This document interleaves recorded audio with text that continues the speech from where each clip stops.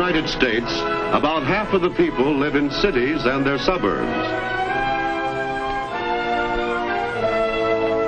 Between these cities has grown a network of transportation arteries to carry men and goods in a steady flow of commerce. Largest of these cities is New York. Here we find a good example of how such transportation arteries also develop within the city itself. This is Manhattan, business center of New York City and heart of the city's life.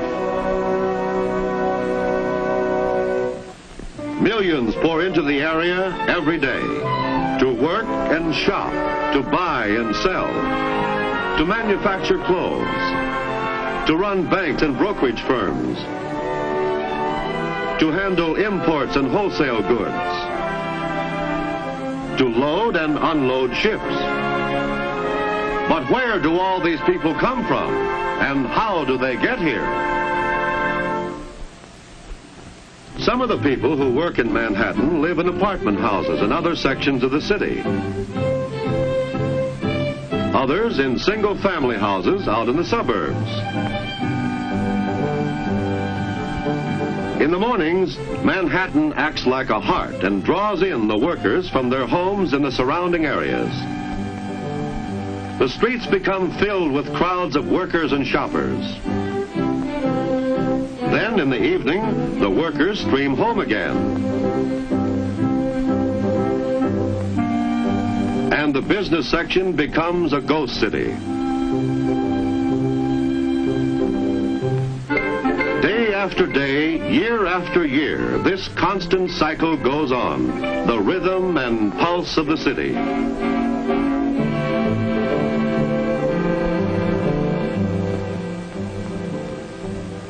When work is over, New Yorkers, like people everywhere, seek places of recreation. Sometimes they go to Coney Island, or more distant beaches, or Broadway, or just relax at a ball game.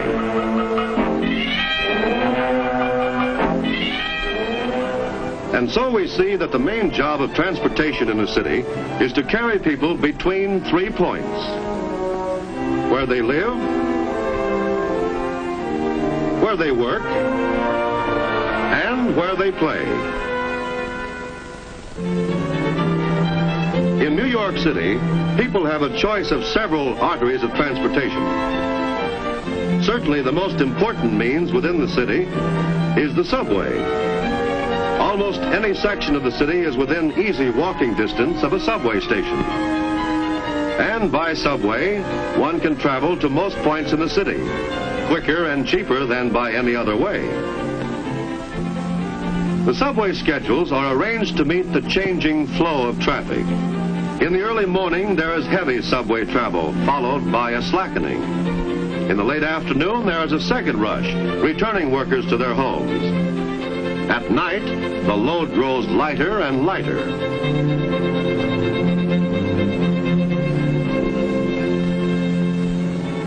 Because the subways serve only the city, suburban trains take their place in providing transportation to and from outlying communities.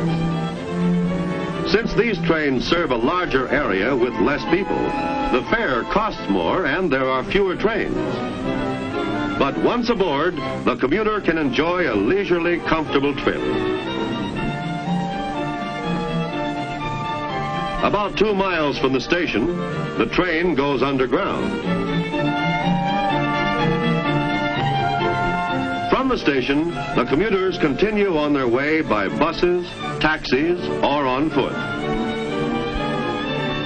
Like the subways, in the mornings, the suburban trains carry heavy loads of workers to the city. This is followed by a slackening. In the late afternoon, there is a second surge as workers leave the city and return to their suburban homes. At night, there is less travel. Many commuters who come from New Jersey to New York must leave their trains in New Jersey and continue their trip by ferry boat.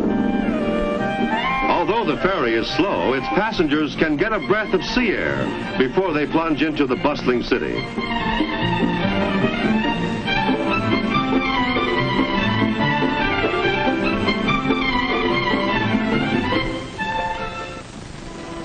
York, the bus lines form another important artery.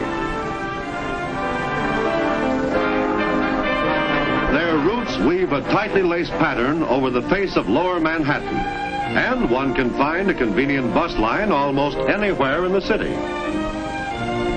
Buses are slower than the subway, but they offer the pleasure of being able to see store windows and the people of the city as they work and play.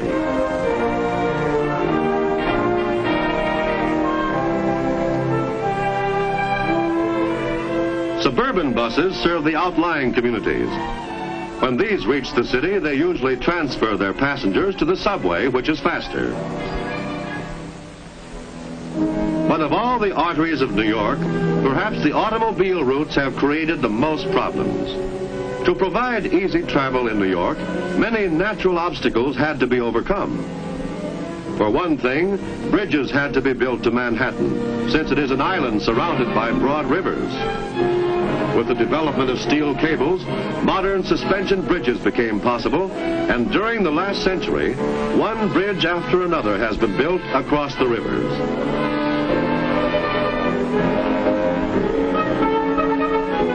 To supplement the bridges over the rivers, tunnels have been built beneath them.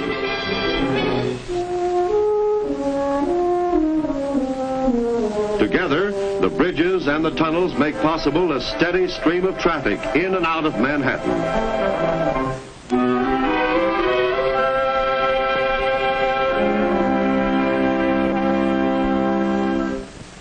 Every large city has a problem of unusually heavy traffic during rush hours. As a solution, many streets are one way.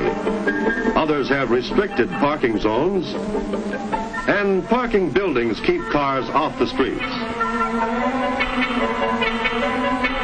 To supplement the existing routes, big express highways have been built to carry cars at high speeds directly to and from the heart of the city.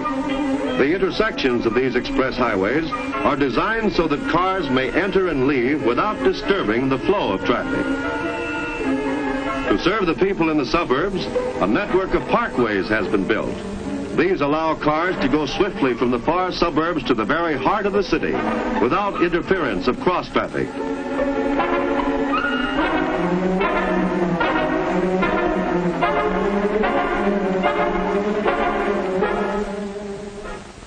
And so, by day and night, year after year, these arteries of New York throb steadily, their pulse timed to the life of the city.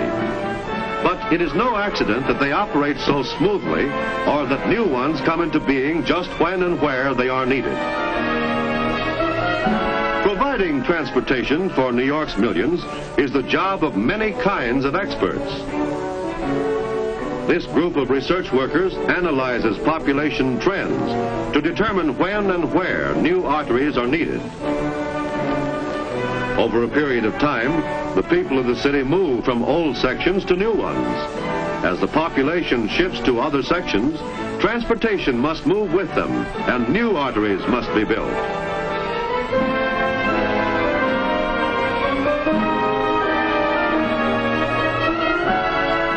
With the development of new sources of power and faster transportation, there will be new problems to solve.